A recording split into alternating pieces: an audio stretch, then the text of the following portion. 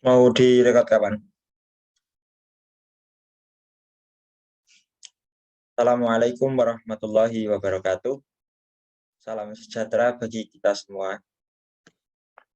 Saya mewakili dari kelompok 1 akan membuka presentasi tentang teknik supervisi pendidikan secara kelompok.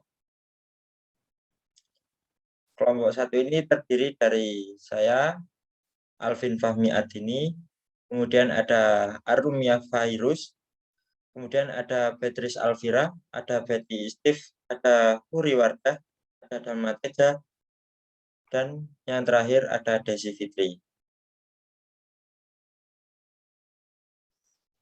Pembahasan dari kelompok 1 ini yang pertama tentang pengertian supervisi kelompok. Kemudian yang kedua ada macam-macam teknik supervisi kelompok. Yang ketiga ada implementasi teknik supervisi kelompok. Baik, tentang pengertian supervisi kelompok akan dilanjutkan dengan Mbak Betty Steve. Baik, terima kasih atas waktunya. Di sini saya akan menjelaskan tentang pengertian supervisi kelompok. Next. Teknik supervisi kelompok merupakan teknik supervisi yang dilaksanakan oleh supervisor dalam pembinaan guru secara bersama dengan sejumlah guru dalam satu kelompok. Jadi di sini mereka yang dalam satu kelompok merupakan guru yang diduga mempunyai masalah-masalah atau kelemahan atau kebutuhan-kebutuhan yang sama. Sehingga mereka ini dikumpulkan menjadi satu, lalu diberikan arahan sesuai dengan permasalahan atau kebutuhan yang dihadapi oleh mereka. Nah, untuk teknik supervisi kelompok ini meliputi rapat guru, tukar pengalaman, lokaria, diskusi panel, seminar, pertemuan, orientasi bagi guru baru, panitia penyelenggara, lalu simposium, serta demonstrasi mengajar. Baik, selanjutnya akan dijelaskan oleh rekan saya.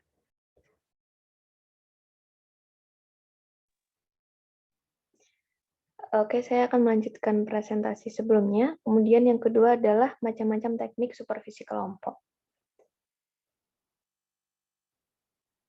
Nah, untuk macam-macam teknik supervisi kelompok ini, menurut Sahertian tahun 2010, ada beberapa macam, antara lain yaitu yang pertama, pertemuan orientasi bagi guru baru.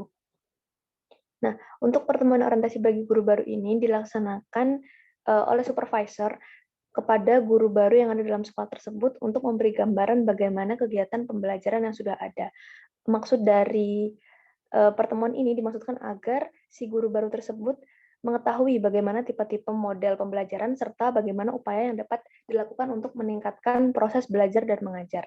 Kemudian yang kedua ada rapat guru. Nah, rapat guru ini dilakukan oleh sesama guru untuk menanggulangi atau menyelesaikan permasalahan yang ada dalam proses belajar mengajar setelah adanya kegiatan supervisi seperti itu. Kemudian yang ketiga ada studi kelompok antar guru. Nah, studi kelompok antar guru ini sebenarnya tidak berbeda jauh dengan rapat antar guru, akan tetapi dengan studi kelompok antar guru ini semua guru memiliki posisi yang sejajar dan diawasi oleh seorang supervisor untuk melakukan studinya dalam menyelesaikan permasalahan. Kemudian ada juga diskusi. Nah, bentuk dari diskusi ini adalah bentuk upaya dari supervisor untuk lebih mendekatkan diri kepada guru-guru yang akan melakukan atau telah melakukan kegiatan supervisi.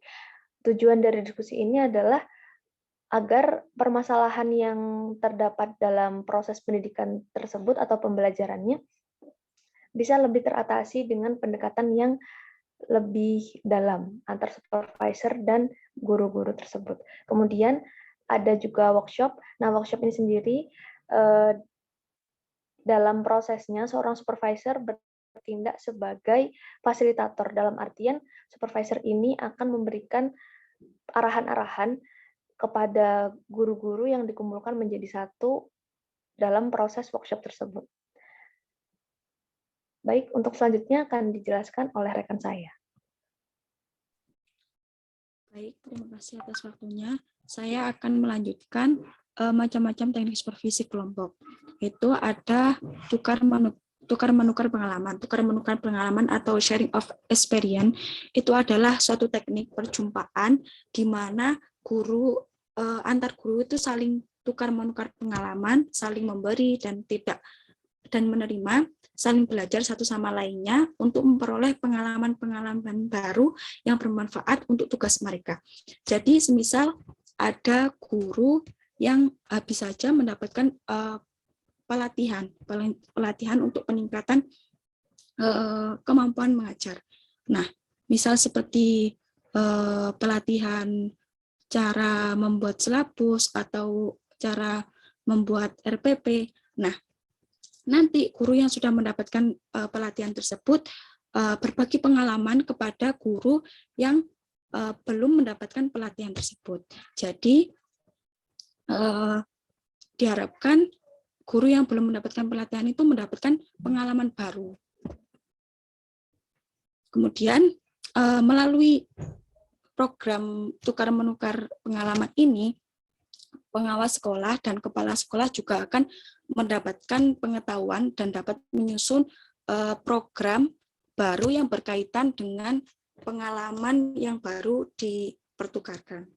Kemudian selanjutnya ada diskusi panel. Diskusi panel adalah diskusi yang dipentaskan di hadapan sejumlah partisipan atau pendengar untuk memecahkan suatu problem. Jadi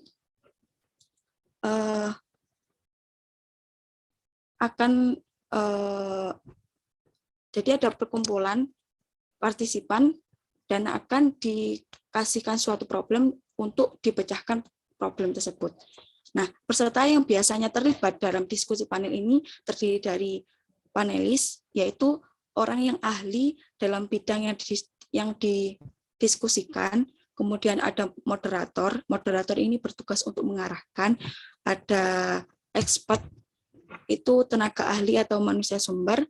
Kemudian ada penyangga atau penanya, dan yang terakhir ada pendengar.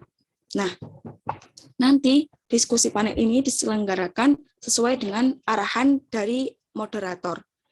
Nah, nanti moderator menghantarkan problem secara bertahap, satu demi satu, kemudian setiap problem itu dibahas dan diambil kesimpulan sementara. Nah, setelah itu moderator menyerahkan problem baru untuk didiskusikan dan seterusnya. Nah, pada akhirnya moderator merumuskan pokok-pokok diskusi yang akan dibahas bersama dengan kelompok seluruhnya. Selanjutnya ada seminar. Seminar adalah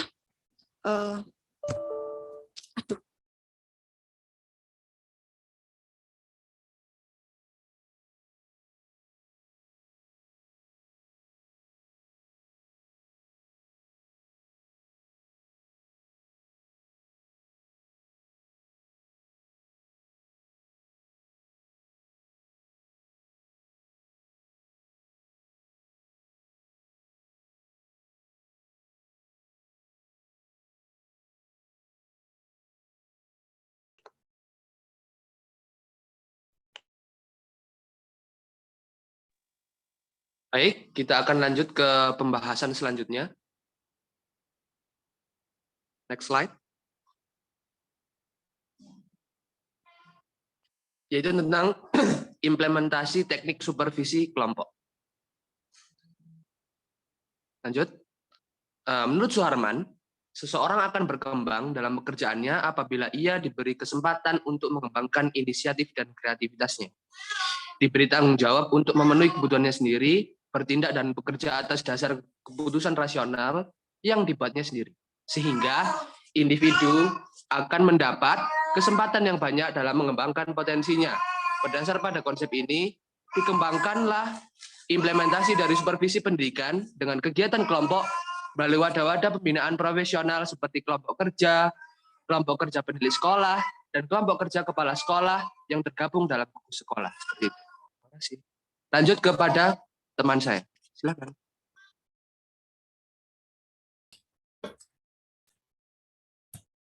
Selanjutnya, menurut Darwis tahun 2016, implementasi dari kegiatan supervisi pendidikan dengan teknik kelompok yang dilakukan di SD Negeri 10 Suromuncar, Kecamatan Ujan Mas, difokuskan pada pengembangan evaluasi pembelajaran.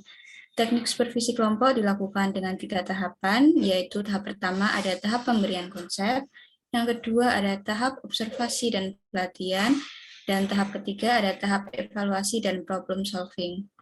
Sementara menurut Ismuhat tahun 2019, sebagian besar guru di salah satu sekolah dasar belum memahami secara utuh tentang prinsip dan langkah-langkah dalam menyusun RPP sesuai dengan ketentuan yang berlaku, yaitu Permendikbud nomor 20 tahun 2016 tentang standar proses.